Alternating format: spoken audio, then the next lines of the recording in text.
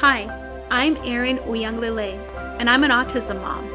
I have almost 20 years of experience navigating services, biomedical approaches, and advocating for my son. Through all of this, I've had so much personal growth and learned about the power of perspective. My intention on this show is to share ideas, build community, and remind you that you aren't alone on this journey. And maybe even help you see more in your child and yourself. So let's do this. Let's grow through autism together.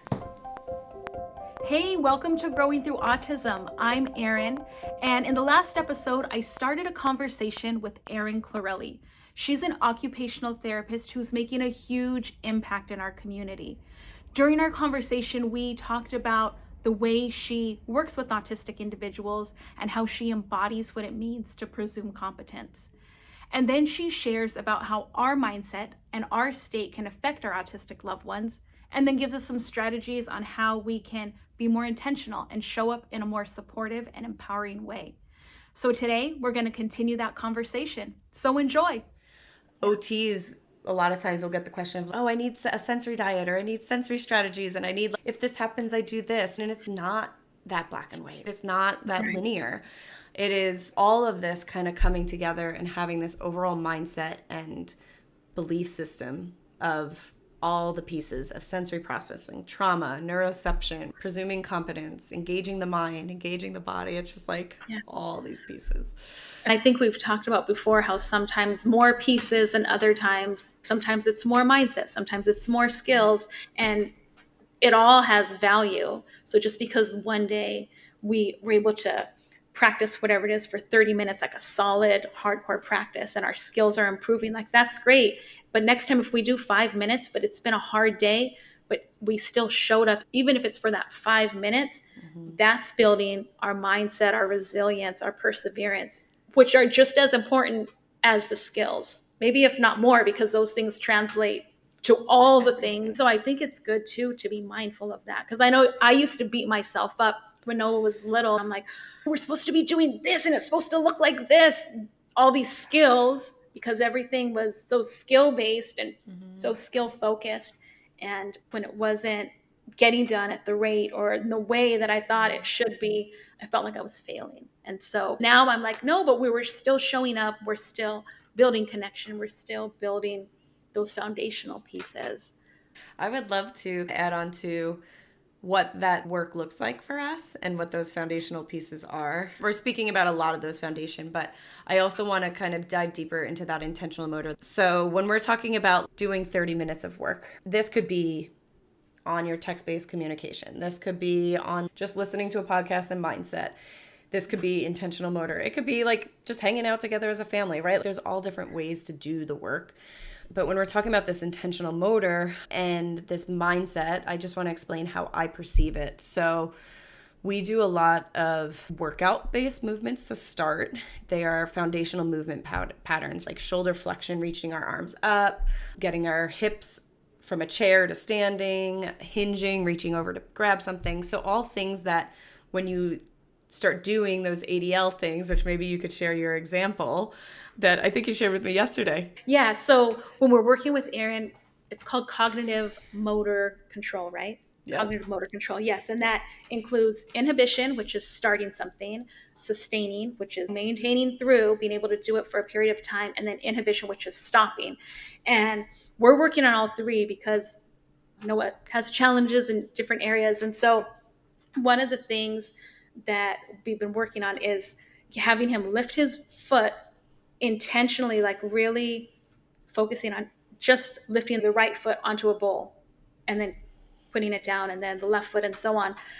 Just having that intentional motor, intentional movement, him focusing and coaching us, learning how to coach him. But what's cool is that in doing that and seeing him progress in when we practice, whether with Erin or on our own, I was noticing, because I still help him put his pants on, and not for sake of trying all the things for all these years. We've tried all kinds of stuff, and it's not that he's incapable of doing it. He can do it, but the initiation and all of those micro steps have made it really challenging for him to be able to do it on a day-to-day basis. And so it's something I still help with. And one day I was holding his pants open and I realized, like, oh my gosh, the lifting the foot, that's the same thing as lifting on the bowl. He just did it like so much quicker than usual. Before, it would take sometimes a really long time for him to lift his foot. I'd tap the leg and be like, okay, come on, lift that foot. And I feel myself getting impatient. And now, from the time that we started working on that, and now every time I don't have to say anything, I just hold open the pants and he lifts his foot right in. It might take 1-2 seconds max, which is nothing. Oh, and I just feel so proud. And I've acknowledged to him, like, Noah, it's just like the bowl, and you're doing it like you've been practicing that, and it shows how much control you're getting over your body and that movement when you want it. And you see like that pride, and it's amazing. I love it. I'm so grateful. Yeah, you two are a dynamic duo for sure. So I want to break down what the bowl is a little bit more clear. We are sitting in a chair and there's a bowl like a foot in front of Noah's left leg, let's say, and he has to engage the muscles of his hip and his knees, right, to lift his foot up and then put his foot on the bowl just in front of him and then bring it back. So that hip hinge and the knee bend is a foundational movement, and that initiation is the first step. Sustaining and then inhibition happens in everything we do, every motor movement. Think about everything, every motor plan that you go through for the next hour. Just do it for an hour after listening to this. Gosh. And think about, oh my gosh, like I had to inhibit this movement. Getting into the car, I had to inhibit the pull of the door to then move the motor demand to my legs to get in and then pull it closed, right? Just think about all that. And then go back to your beliefs of these individuals don't want to do it, or they can't do it, or they're being defiant, right? It is, no, that this is just so damn hard and it requires so much energy. And then you tie in like strength and hypotonia and all those things that you've heard on top of it. So going back to those foundational movements, working on things that challenge that initiation, sustaining, and inhibiting, and building it into a workout plan, I have found has been a really great way to do it, especially with the teens to young adults and even, older adults. It is part of your whole life, right? Like it's a holistic viewpoint of, yes, there's benefits of working out and getting fit and, all of the benefits of building strength. But the real benefit is that the mind is commanding the body in a way that is intentional, feels good, gives sensory feedback, all those like sensory tools. There's so many benefits to doing it in this way. And the way resiliency ties into this for me is I speak a lot to individuals when we do things that are more fast paced. We may start at real clear, slow, intentional movements, but then I will intentionally put their bodies in that state of my heart rate is increasing. I'm starting to sweat. I'm breathing heavy. This is really hard. I want to stop it. And that arousal level, we call it, is rising and rising and rising. And it's like simmering right before, if you could picture like a teapot going to whistle. It's right before that whistle, and then we bring it right back down. And I'll say, like, we want to do that. You are intentionally putting your body in that state so you could teach your nervous system that it is safe to be here, and I have the ability to bring it back down. Because That's good. A lot of times all their nervous system or their body or their mindset knows is that when things get hard, it's like this area between the whistle going off and it being hard is very small, or it just like goes through right away. And then that's where we see the dysregulation. So teaching that like ebb and flow and that pushing just a little bit, trusting your intuition, all the things that we kind of were talking about of when to push and when to just say, you know what, totally cool to give yourself grace today. Tomorrow, I'm going to push it a little harder. So do you ever find that like pushing a little outside the comfort zone, that it ever increases that threshold in between? Yes, absolutely. So I've had individuals that like I come in and I say, we're going to do ball slams and we're going to go quick. And a parent's looking at me with wide eyes, like, are you sure, lady? Like, and I'm like, just trust me in this, and we'll do like 2 ball slams, and then I coach the body out of them real quick. Because I notice, I hear like either the vocalizations go or I see tension in muscles. I'm really in tune with the individual's body. And then I coach, I say, hey, let's think about pausing, stopping. I use all that body coaching. And in however many weeks, right? Every individual is different. Then we're up to like 4 or 5 and we're doing it. We're just slamming. And then that person is able to inhibit the slamming, no problem. If I just say like, hey, you're at the 8 reps, slow down your body, pick your body up, take a deep breath. I'll incorporate like heart rate monitors. We put them on our fingers and see our heart rate decrease. So it's definitely doable with time and persistence and all these other pieces that we're talking about. Oh, and how huge for our kids, because I feel like so many experience such dysregulation, and it feels like that gap is so small. They can be from 0 to 100 in a second. And so it's like giving them a tool that they can use, or like a muscle, more like a muscle that they're building strength and learning to manage and maintain, and knowing like, okay, I can get a little bit, but then I can be okay. I know how to bring it back down and not let it reach that tipping point. Versus the conversation that's so often in the broken system of like, calm your body.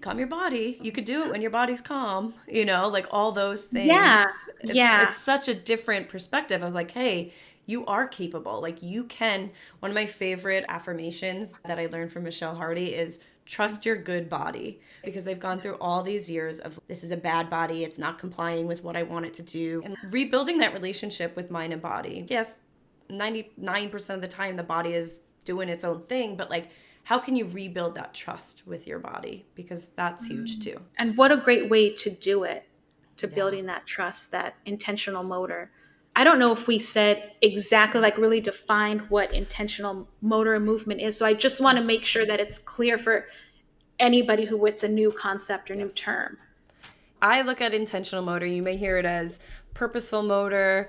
I like intentional because what's purposeful to someone may be not purposeful to someone else. It all depends on our values and what we're working towards. So for me, intentional means that like it is an intent in the mind. It is something the individual is thinking, and then it's being executed. It's being completed outside of the mind in the body.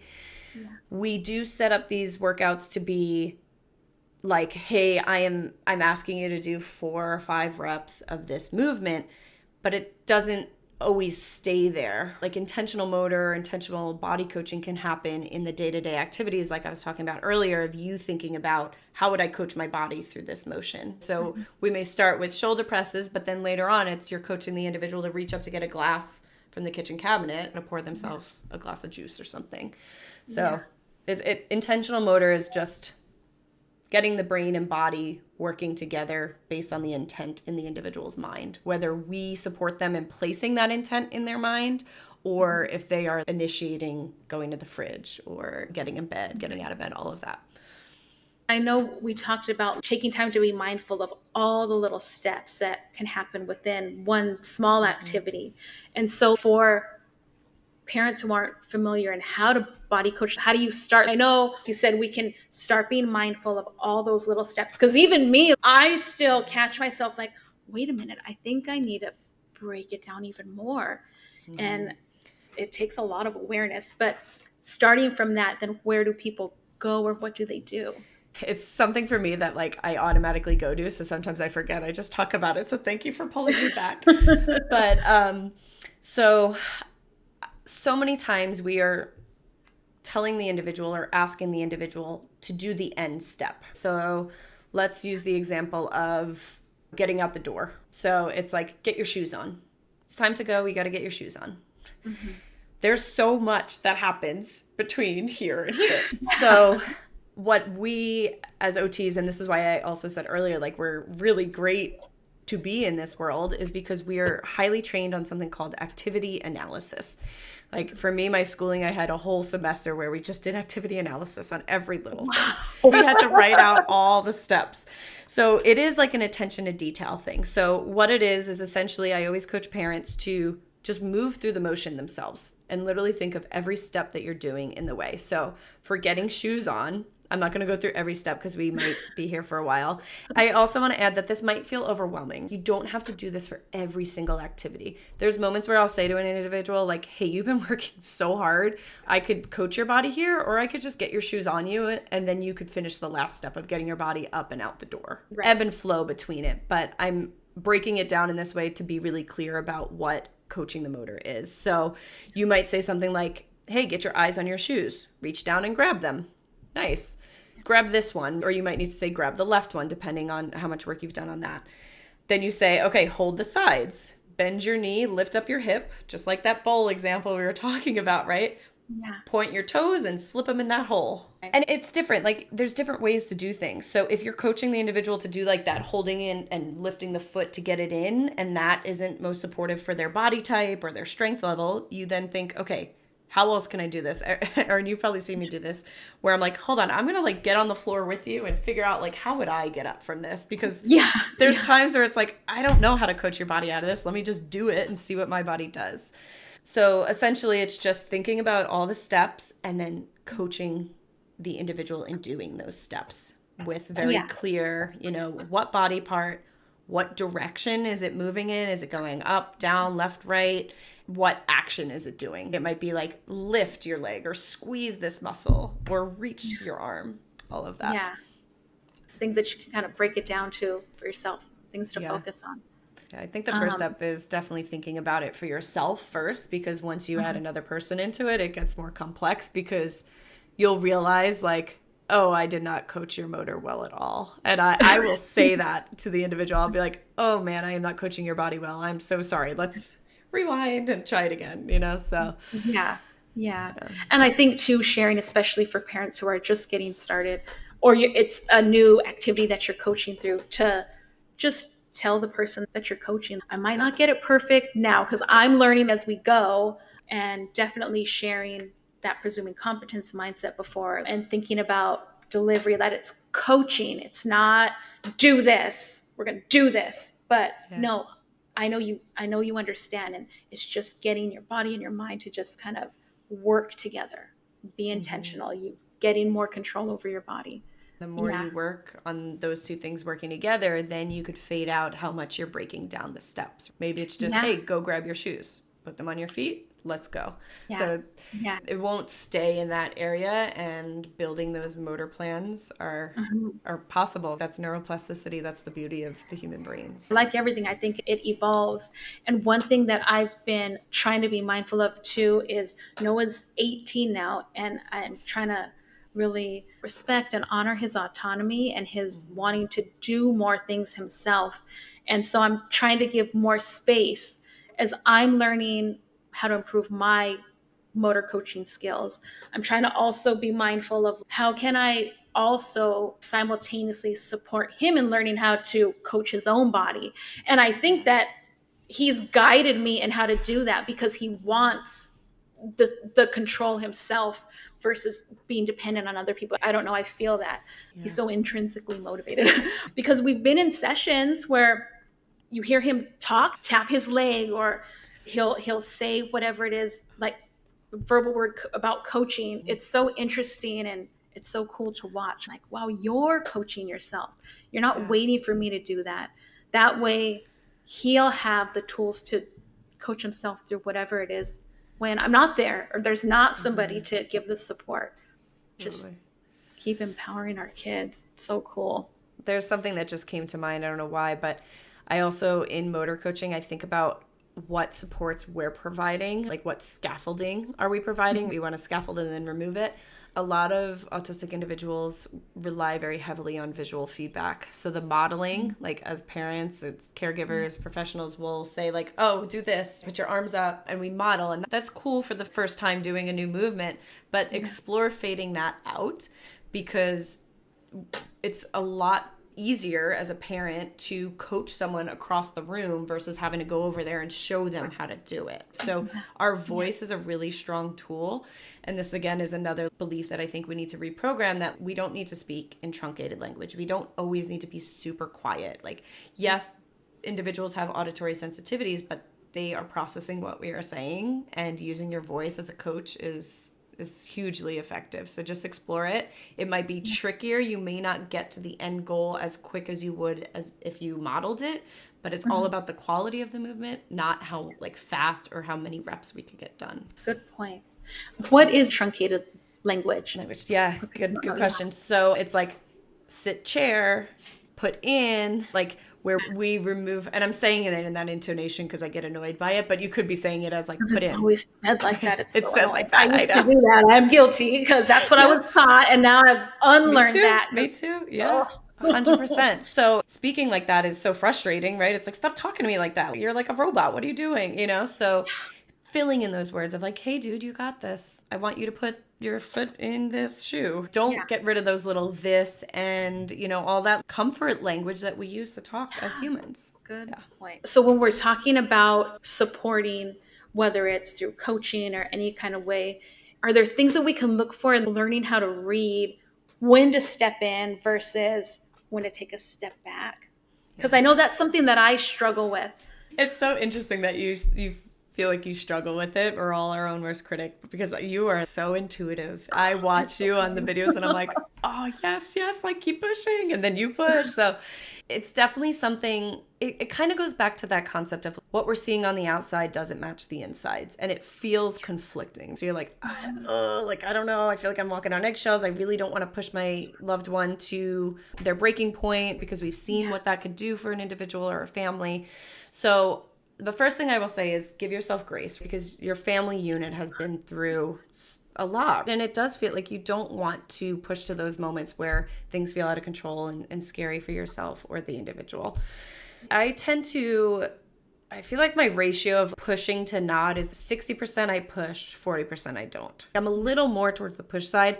And I think that circles back to the conversation we had in the beginning of I just go in and I believe so heavily in that individual because I'd rather give the opportunity to push than just be like, oh, you can't do it. Because that also is, again, it goes to that like, oh, can I push myself? Or am I always getting to that point and then dipping out, essentially? I give my body a way out.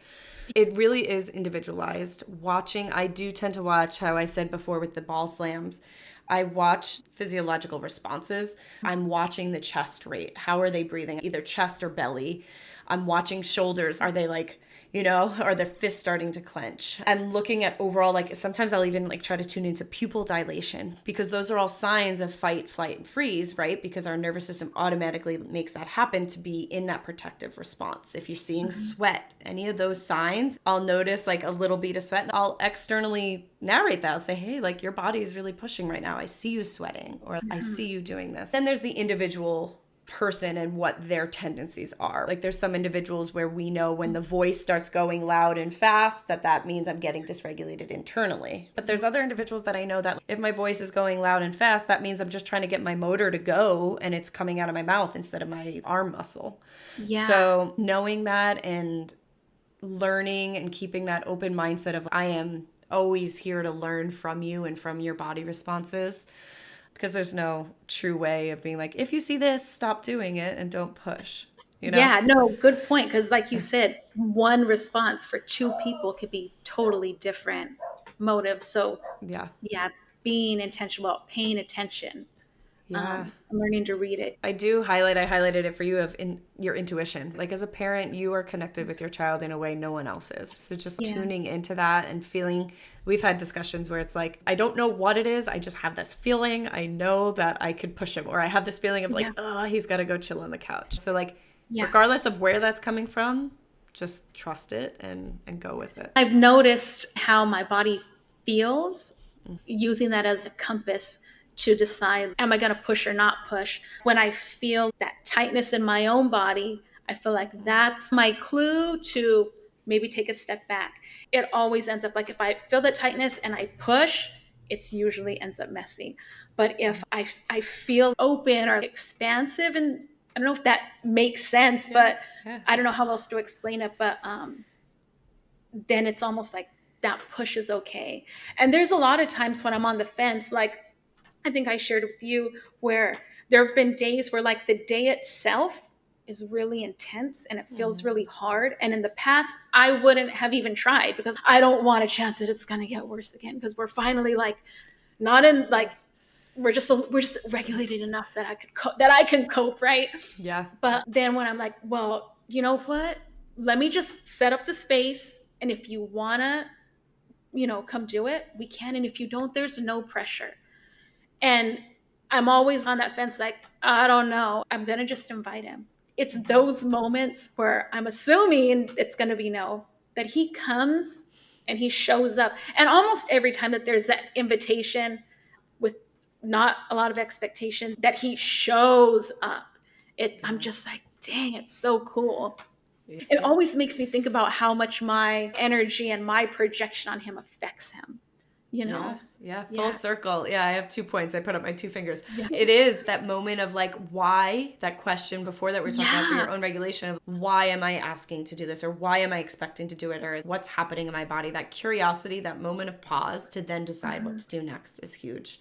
And the second one, a lot of individuals that use text-based communication that are fluent and open will share that doing this work is actually regulating, like feeling the brain and body coming online together is super regulating, even though it's like dysregulating to get to that point, or it's hard to get to that point. Feeling that is so huge. I want to say he was like 32, first time doing intentional motor, but he was open already on the boards, and we did a little assessment, and he shared, I'm feeling things in my body I've never felt before. That online connection is so huge and so reassuring. So keep that in mind when you're deciding, should I put out the stuff and try, or should I not? It could be a regulation strategy in itself. Even like when we are, say, practicing our text-based communication, there'll be times within that Noah has a tendency to stand up a lot or want to leave the space. I kind of have an enclosed space with one opening, just limit the space that his body can move. Because if there's space, it wants to occupy it.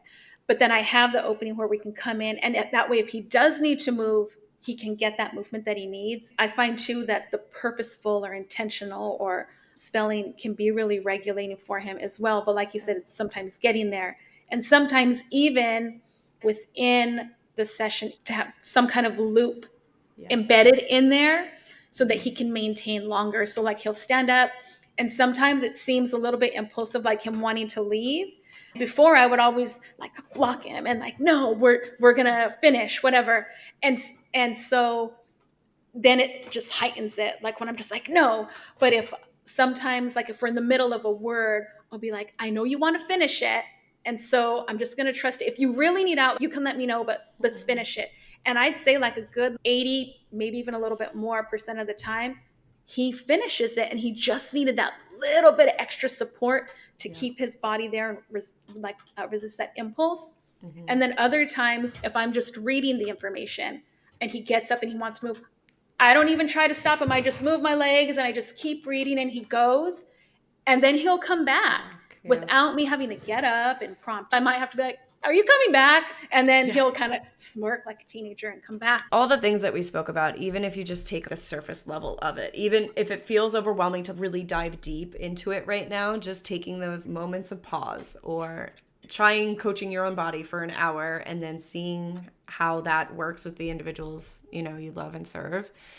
Just take those and then come back, re-listen or lean into the resources that you've already shared on previous podcasts, like, Julie Sprout and like just all the actually autistic blogs and the experiences from the individuals themselves are great places to learn. So. And definitely follow Erin. Because she always has good content just to keep building up that mindset, you know what I mean, and that approach, because it affects everything. Even just seeing those things, it's always like that little piece of encouragement or like, oh, yes. Yeah, we all need it. Yeah, 100%. I mean, half the things I post are a reminder to myself. So that's how I feel too. Right? Even the podcast, like sharing and learning, I need to keep reinforcing all these things because it's helpful for sure.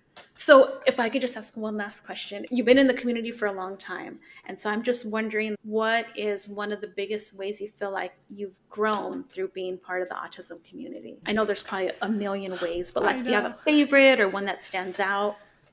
Yeah, I think I've really grown as a human, just as a person, like who I am and how I show up in my personal life is no different than how I show up in my clinical work now. And it feels in such alignment because, I mean, this has kind of been the theme of the podcast of like my own humility and learning my own self-reflection and self-regulation skills, co-regulation skills, right?